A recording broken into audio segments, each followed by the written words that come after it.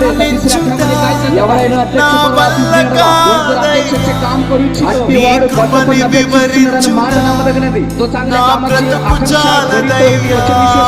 నీ ప్రేమ వర్ణించుట నా వల్ల కాదయ్యా. అతిథి ప్రియుడును నీ కృపని వివరించుట బోధింపదగిన వాడై నా బ్రతుకు చాలదయ్యా. మద్యపానానికి దూరంగా ఉండాలి, దేవా, సాత్వికంగా ఉండాలి, జగడాలకి దూరంగా ఉండాలి, ధనాపేక్ష లేని వాడై ఉండాలి, సంపూర్ణ మాన్యత కలిగి కుటుంబాన్ని బాగా పరిపాలించాలి. మరలా జ్ఞాపకం చేస్తున్న జాగ్రత్త వినండి. మొదట అధ్యాయం కల్పన కథల వంశాల కోసం చెప్పాడు. అనంత వంశం కల్పిడి రెండో అధ్యాయంలో రాజకీయాల కోసం చెప్పాడు.